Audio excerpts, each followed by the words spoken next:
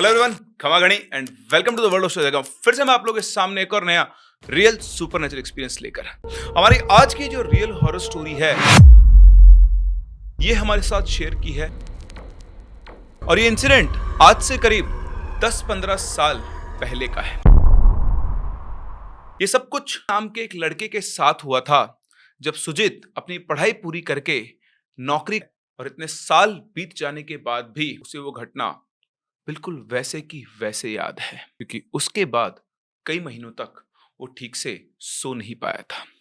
आखिर क्या हुआ था सुजीत के साथ, ये हम लोग सुनेंगे इस कहानी में। लेकिन उससे पहले अगर आपके पास कोई रियल सुपरनेचुरल एक्सपीरियंस है या फिर कोई इंटरेस्टिंग स्टोरी है तो आप हमारी इन दी गई आईडीज पर हमसे अपनी स्टोरीज को शेयर कर सकते हैं। और इसी के साथ साथ अगर आपने चैनल को सब्सक्राइब नहीं किया है तो जरूर करें। और दूसरी चीज, थैंक यू वेरी मच आपकी बर्थडे विशेष के लिए। आपकी विशेष ने पूरा दिन बना दिया और थैंक यू। चलिए बढ़ते हैं हमारी कहानी में आगे। तो जो है वो एक आर्मी फैमिली से बिलोंग करता है। उसके पापा की पोस्टिंग हर 2-3 साल में बदल जाती थी। बचपन से ही उसने अलग अलग स्टेट्स में रहकर पढ़ाई की। नए शहर, नए स्कूल और नए दोस्त बनाना उसके लिए कोई नई बात नहीं थी। लेकिन जब उसके पापा की पोस्टिंग आसाम में हुई, उसकी लाइफ में उसने एक ऐसा एक्सपीरियंस किया जो सबसे अलग था। आसाम में पोस्टिंग थी, वो उनकी लास्ट पोस्टिंग थी, क्योंकि उसके बाद उसके पापा रिटायर हो गए और पूरा का पूरा परिवार दिल्ली शिफ्ट हो गया। असम में जिस जगह उनकी पोस्टिंग थी वो एक छोटा सा शांत कस्बा था। चारों तरफ हरियाली, पुराने पेड़, दूर दूर तक चाय के बागान, और शाम होते ही पूरा इलाका धीरे धीरे शांत हो जाता था। वहां रहने वाले ज्यादातर लोग एक दूसरे को जानते थे।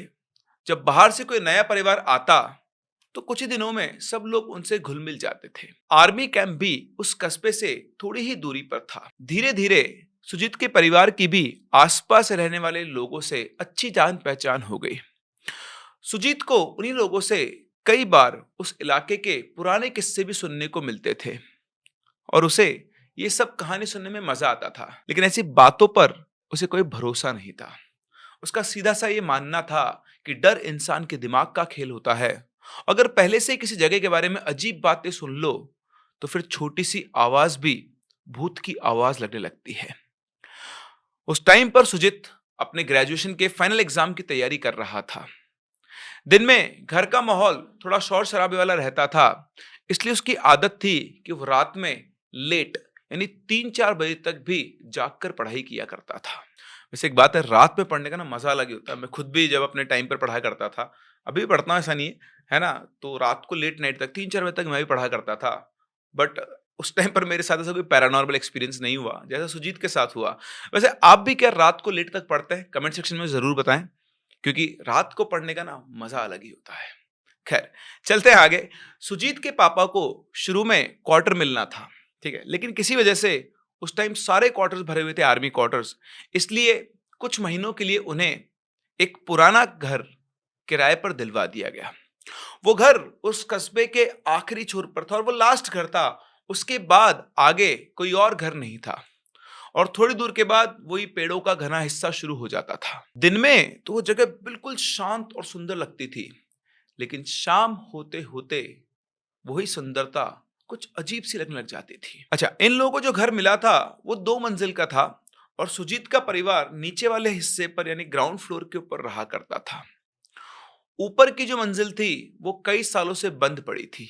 जब पहली बार ये लोग घर देखने आए थे तभी सुजीत की नजर ऊपर जाने वाली सीढ़ियों पर गई थी। सीढ़ियों के सामने मोटा लोहे का एक बड़ा सा गेट लगा था। उस पर एक बहुत मोटा पुराना भारी भरकम ताला लटका हुआ था। जो गेट था उस पर जगह जगह जंग लग गई थी और ऐसा लग रहा था जैसे कई सालों से उस गेट को किसी ने छुआ तक नहीं है। जब उस मकान मालिक से पूछा गया कि भाई ये ऊपर वाला रास्ता क्यों बंद किया हुआ है, तो उसने बताया कि ऊपर की मंजिल पर जो पीछे की तरफ की छत है वो बहुत ज्यादा खराब हो गई है और कभी भी वो गिर सकती है, इसलिए वो किसी को ऊपर रहने नहीं देते हैं। और दूसरी बात, ये ताला से लगा रखा है कि कोई अगर चला गया, बाई चांस छत गिर गई तो जान माल का नुकसान हो सकता है, इसलिए उन्होंने कई सालों से इस रास्ते को बंद किया हुआ है। सही है, बिल्कुल लॉजिकल एक्सप्लेनेशन था। सभी घर वालों को ये बात नॉर्मल लगी और किसी ने भी ज्यादा ध्यान नहीं दिया। सबको लगा पुराना घर है इसलिए बंद होगा। और वैसे भी कुछ ही टाइम इनको यहाँ पर रहना था, उसके बाद तो ये लोग आर्मी क्वार्टर्स में शिफ्ट हो जाते हैं। तो कुछ दिनों के बाद सुजीत की पूरी फैमिली उस घर के अंदर शिफ्ट हो गई। सुजीत का जो कमरा था वो घर के पीछे की तरफ था और उसी कमरे में उसने खिड़की के पास अपनी पढ़ाई की टेबल लगा ली। उस खिड़की से घर का पीछे का आंगन बिल्कुल साफ दिखाई देता था। ऑल्दो पीछे का आंगन बहुत बड़ा नहीं था, लेकिन खुला था और उस आंगन से थोड़ी दूर पर लंबे लंबे पेड़ थे। और दिन में जब स्टडी टेबल पर बैठकर बाहर देखो तो ऐसे सीनिक सा नजारा होता था, तो अच्छा भी उसे बहुत लगा। लेकिन उन्हीं पेड़ों से रात में जब हवा चलती तो बड़ी अजीब सी आवाज आती थी। शुरू में सुजीत को भी आवाज अजीब सी लगी, लेकिन कुछ दिनों बाद उसे उसकी आदत पड़ गई। रात को सुजीत का एक फिक्स रूटीन सा बन गया था। करीब 10 बजे के आसपास खाना खा के वो थोड़ी देर फोन चलाता था और फिर पढ़ने बैठ जाता था। फिर रात के 2-3 बजे बिना उठे पढ़ाई किया करता था और उसके बाद अपने कमरे में सो जाया करता था। और इस तरह से सुजीत और उसकी फैमिली को उस घर में रहते हुए करीबन 1 महीना बीत चुका था। अब तक सब कुछ नॉर्मल था, लेकिन एक रात जब सुजीत हमेशा की तरह पढ़ाई कर रहा था, घड़ी में करीबन 2:30 बजे के आसपास का टाइम था।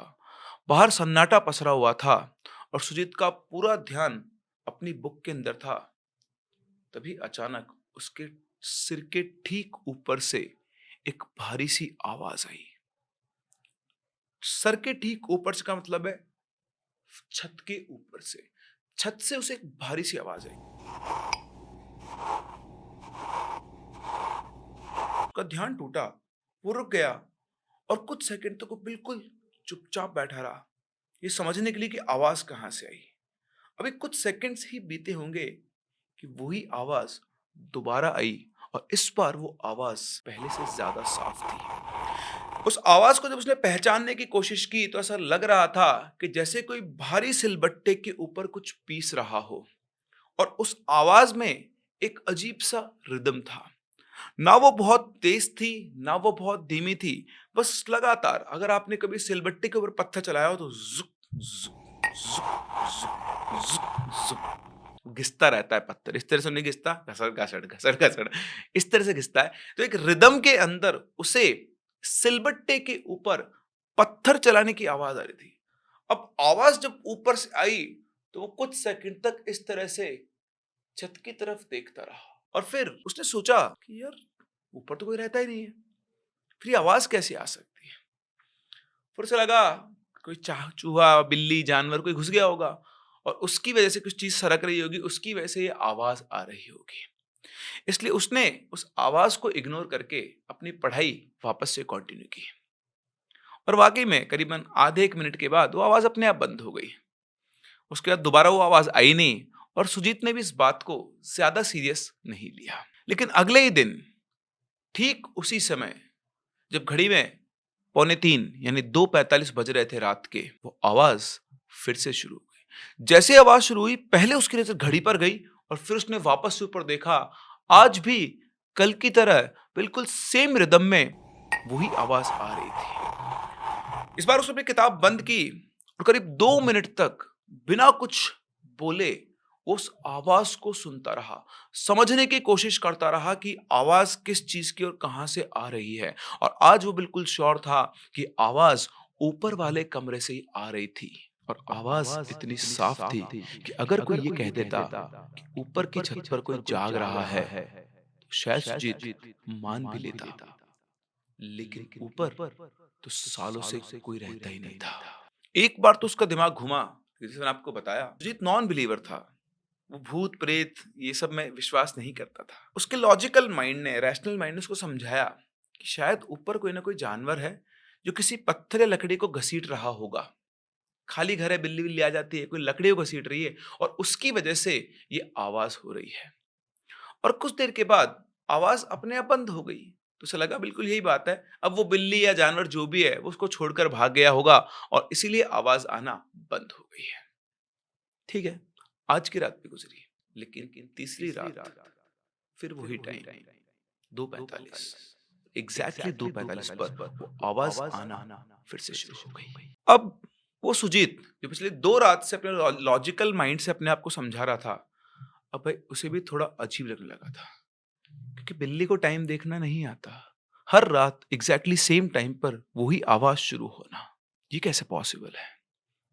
फिर से उसने अपनी किताब बंद की, आवाज़ के ऊपर ध्यान दिया तो क्लियर था, आवाज़ एग्ज़ैक्टली उसके सर के ऊपर से आ रही थी और कुछ मिनट के बाद वो आवाज़ आना बंद हो गई। सुजीत ने अगले दिन सुबह नाश्ते के समय ऐसे अपनी माँ से पूछा कि माँ, रात को तुमको ऐसी कोई आवाज़ आई थी क्या, जैसे कोई कुछ पीस रहा हो सिलबट्टे के ऊपर? सुजीत की माँ ने उसकी तरफ देखा और बोला, नहीं, हम तो सो रहे थे, मुझे तो ऐसी कोई आवाज़ नहीं आई। उसके पापा ने बोला, तुझे कैसी आवाज़ आई? बोला, पापा ऐसा लगता है कोई छत के ऊपर सिलबट्टे से कुछ पीस रहा है या फिर कोई पत्थर को घिस रहा है। उसके पापा ने कहा, यार हो सकता है कोई जानवर घुस गया होगा, पुराना घर है, तो कुछ वो खींच रहा होगा तो उसकी वजह से आवाज़ आ रही होगी। सुजीत ने बोला, हाँ, ऐसा ही कुछ होगा। उसने अपनी ज़्यादा बहस नहीं की और उसने ज़्यादा कुछ बताया भी नहीं अपने घरवालों को कि रोज़ इस टाइम पर आती है आवाज़। तो बोला, हाँ, ठीक है, आती होगी। और इसके बाद ये बात यहीं पर खत्म हो गई। फिर चौथी रात उसी समय 2:45 पर ऊपर से वही सिलबट्टे जैसी आवाज़ शुरू हो गई। इस बार सुजीत का दिमाग खराब हो गया। वो कुर्सी पर सीधा बैठ गया और बिना पलक झपकाए छत की तरफ देखने लगा। आवाज लगातार आ रही थी, लेकिन इस बार उसे आवाज के साथ साथ कुछ और भी महसूस हुआ। पहले उसे लगा शायद बाहर से हवा आ रही है, लेकिन अगले ही पल उसके कमरे में एक अजीब सी स्मेल फैलने लगी। हल्की कच्ची हल्दी की खुशबू, बिल्कुल ऐसी जैसे जब घर के अंदर ताजी हल्दी सिलबट्टे पर पीसी जाती है, बिल्कुल वैसी ही। और कुछ ही सेकंड्स के अंदर उसी खुशबू के अंदर एक और दूसरी गंध मिलने लगी, गीली मिट्टी की। मगर बारिश वाली मिट्टी जैसी नहीं, उस मिट्टी की जिसने बहुत सालों से धूप न देखी हो और जिसे अभी अभी जमीन के बहुत अंदर से खोदकर निकाला गया हो। एक ऐसी स्मेल जिसमें हल्की फुल्की सड़ांध भी होती है। सुजीत के कमरे की खिड़की पूरी तरह बंद थी, लेकिन फिर भी वो स्मेल धीरे धीरे कमरे के अंदर भरती जा रही थी। हर सांस के साथ वो स्मेल और तेज महसूस होने लगी, इतनी ज्यादा कि सुजीत ने अपनी नाक ढक ली, लेकिन उससे भी कोई फर्क नहीं पड़ा। कुछ ही देर में सुजीत का सर भारी होने लगा, आंखों में हल्की जलन शुरू हो गई और उसका गला पूरी तरह सूख गया। ऐसा लग रहा था जैसे कमरे की हवा अचानक बहुत ज्यादा भारी हो गई है और उसे सांस लेने में तकलीफ हो रही है। कुछ देर ऐसा होने के बाद सुजीत ने फिर से कोशिश की कि अपनी पढ़ाई के ऊपर फोकस करे, और इसके लिए कि फ्रेश हवा अंदर आए, उसने अपने कमरे की खिड़की को खोल दिया और अपने फोन के अंदर गाने चला के टेबल पर रख दिए ताकि ऊपर से आने वाली आवाज उसे सुनाई ना दे। लेकिन ये सब करने का कोई फायदा नहीं हुआ।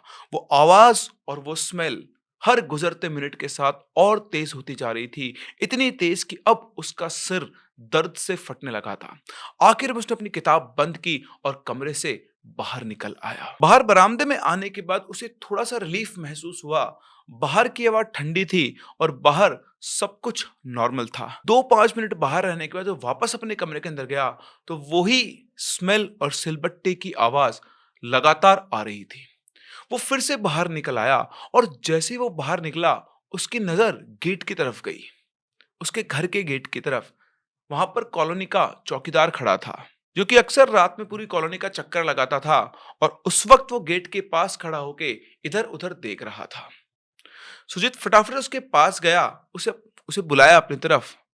चौकीदार ने उसकी तरफ देखा और पूछा, अरे भैया, अभी तक जाग रहे हो और इतनी रात में बाहर क्या कर रहे हो? सुजीत ने उसे बताया कि उसका एग्जाम है और वो जनरली रात को ही पढ़ता है। तो गार्ड ने बोला, अच्छा अच्छा, ये बात है। अब सुजीत के समझ में नहीं आ रहा था कि वो उससे सीधा पूछे या नहीं पूछे, लेकिन पिछले 4-5 दिनों से उसके साथ जो कुछ हो रहा था उसने उसे बेचैन किया हुआ था। और आखिर उसने पूछ ही लिया कि अंकल, एक बात बताओ, ये जो हमारे ऊपर वाली मंजिल है, इसकी चाबी किसी और के पास भी है क्या? सुजीत की बात सुनकर वो चौकीदार पहले तो समझ ही नहीं पाया। उसने पूछा, कौन सी चाबी? सुजीत ने ऊपर की तरफ इशारा किया और बोला कि ऊपर जाने वाली सीढ़ियों की चाबी। क्योंकि पिछले 4-5 दिनों से मैं देख रहा हूं, रोज रात को ऊपर से आवाज आती है जैसे कोई सिलबट्टे पर कुछ पीस रहा हो, और उसके साथ साथ ही एक अजीब सी कच्ची हल्दी जैसी गंध भी आती है। मुझे ऐसा लगता है कि शायद कोई ना कोई रात के टाइम पर ऊपर जाता है। अब सुजीत की बात सुनते ही उस चौकीदार के चेहरे का रंग बदल गया।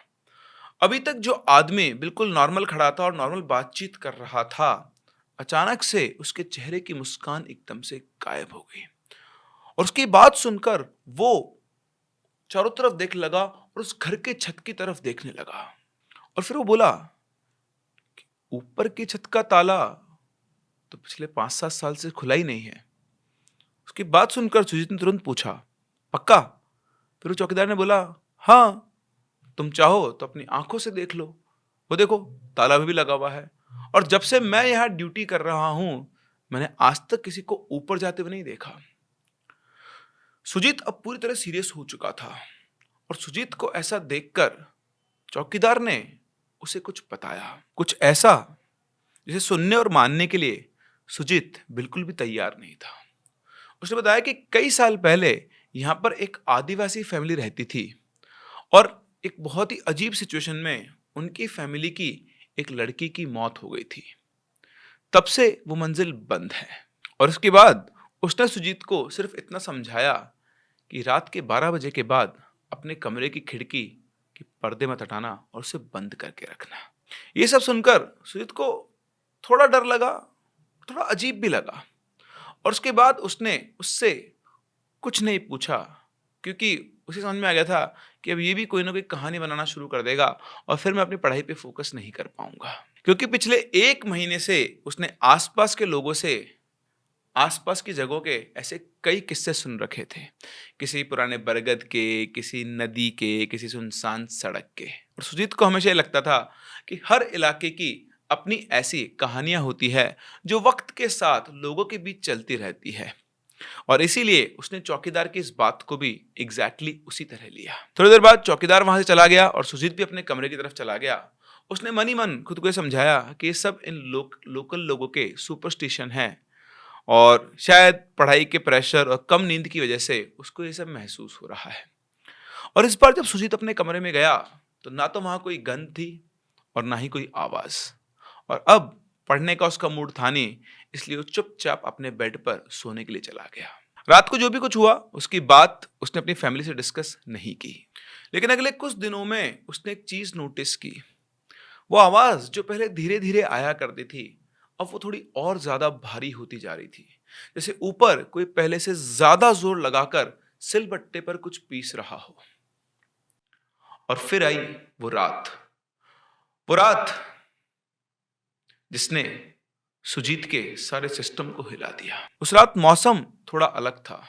शाम से ही बादल छाए हुए थे और करीब 9 बजे के आसपास बारिश शुरू हो गई थी और फिर बिना रुके लगातार बारिश होती रही। पूरा इलाका सुनसान था और उस रात भी सुजीत पढ़ने बैठा हुआ था, लेकिन आज उसका पढ़ने में मन नहीं लग रहा था। उसके मन में ना एक अजीब सी बेचैनी थी।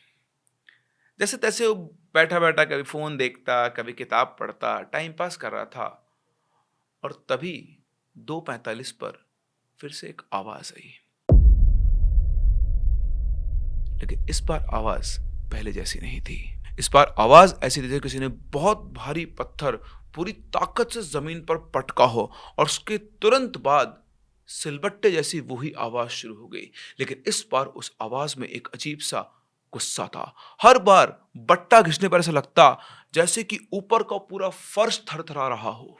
सुजीत ने जब छत की तरफ देखा तो उसे ये फील हुआ कि पंखे की रॉड भी धीरे धीरे हिल रही थी और साथ ही साथ कमरे के छत से थोड़ी थोड़ी धूल भी नीचे गिर रही थी, जैसे ऊपर के वाइब्रेशंस की वजह से नीचे की छत पर उसका इंपैक्ट दिखाई दे रहा है। सुजीत का दिल पहली बार डर के मारे जोर जोर से धड़कने लगा और तभी वही कच्ची हल्दी की तेज गंध आने लगी। ऐसा लग रहा था कि किसी ने कमरे के अंदर ही ताजी हल्दी पीसकर फैला दी हो। सांस लेना मुश्किल होने लगा और उसकी आंखों से अपने आप पानी आने लगा। सुजीत तुरंत कमरे से बाहर निकल गया। बाहर अब भी हल्की हल्की बारिश हो रही थी और ठंडी हवा उसके चेहरे से टकरा रही थी, जिसकी वजह से कुछ पल के लिए उसे राहत मिली। लेकिन वो आवाज आज बाहर भी आ रही थी और साफ साफ सुनाई दे रही थी। ऐसा लग रहा था जैसे कोई पहली मंजिल की बालकनी के बिल्कुल किनारे पर बैठकर सिलबट्टा चला रहा हो। सुजीत कुछ सेकंड तक वहीं खड़ा रहा और फिर उसके मन में एक ख्याल आया, अगर सच में ऊपर कोई है तो उसके फोन के कैमरे में उसे दिख जाएगा। उसने तुरंत अपनी जेब से अपना फोन निकाला, वीडियो रिकॉर्डिंग ऑन की और फ्लैशलाइट जलाकर धीरे धीरे फोन ऊपर उठाया। लेकिन पता नहीं क्यों, होता ना से अपन फोन उठा के यूं देखते हैं ऐसे फोन के साथ, उसकी अंतरात्मा से ऐसी आवाज आ रही थी। उसकी हिम्मत नहीं रही थी कि वो सीधी आंखों से ऊपर देखे।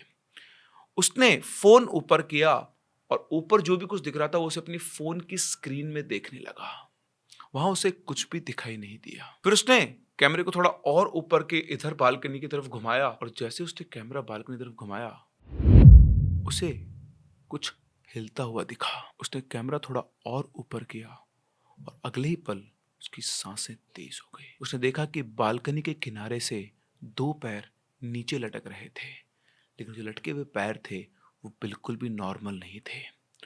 उन पैरों की एड़ियां अजीब तरह से बाहर की तरफ मुड़ी हुई थी, जैसे किसी के पैरों की हड्डियां अपनी जगह से घूम गई हो। उन लटकते हुए पैरों की स्किन पूरी तरह से पीली पड़ चुकी थी और उन पर जगह जगह गीली मिट्टी चिपकी हुई थी और ऐसा लग रहा था जैसे किसी ने अभी अभी उन पैरों को जमीन के बहुत अंदर से खींचकर बाहर निकाला हो। सीमेंट के किनारे लंबी पतली बिल्कुल स्टिफ उंगलियां थी और उनके नाखूनों में भी मिट्टी भरी हुई थी। उसके फोन की फ्लैशलाइट में ये सब कुछ उसे क्लियर दिखाई दे रहा था। सुजीत का पूरा शरीर सुन्न पड़ गया। उसके हाथ कांप रहे थे, लेकिन उसकी नजर अब भी फोन की स्क्रीन पर ही थी। और जैसे ही उसके फोन की फ्लैशलाइट उन पैरों पर पड़ी, सिलबट्टे की वो आवाज एकदम से बंद हो गई। पूरा माहौल बिल्कुल शांत हो गया और वो लटकते हुए दोनों पैर जो अभी तक हिल रहे थे वो भी बिल्कुल स्टिल हो गए। और फिर अगले ही सेकंड कुछ ऐसा हुआ जो सुजीत कभी जिंदगी में इमेजिन भी नहीं कर सकता। ऊपर से किसी का सिर धीरे धीरे नीचे झुकने लगा, लेकिन जिस तरह से वो झुक रहा था वो किसी इंसान के बस की बात नहीं थी।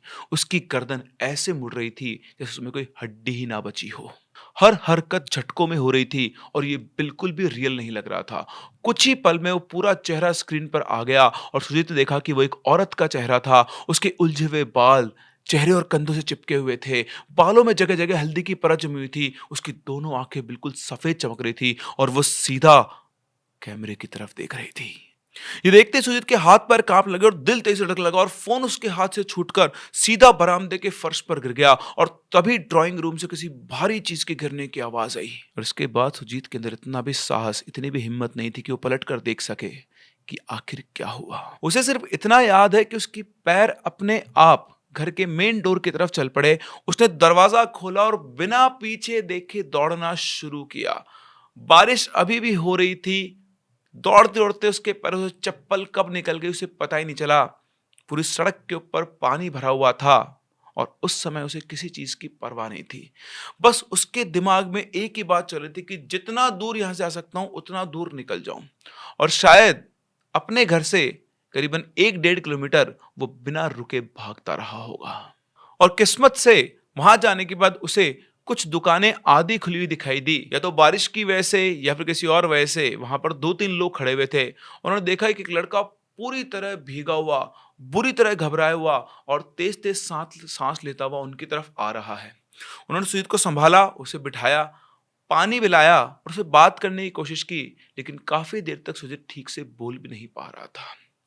थोड़ी देर के बाद जब उसकी सांस नॉर्मल हुई तो लोगों ने यह सोचा कि शायद किसी जानवर से या किसी चोर वोर से डर गया होगा। उसमें से एक आदमी ने उससे बात की और उसे वापस उसके घर लेकर पहुंचा। घर का दरवाजा अब भी खुला हुआ था। घर वालों को जगाया गया। जब वो जागे तो सुजीत की हालत देखकर सब लोग घबरा गए, लेकिन तब किसी ने उससे कुछ नहीं कहा।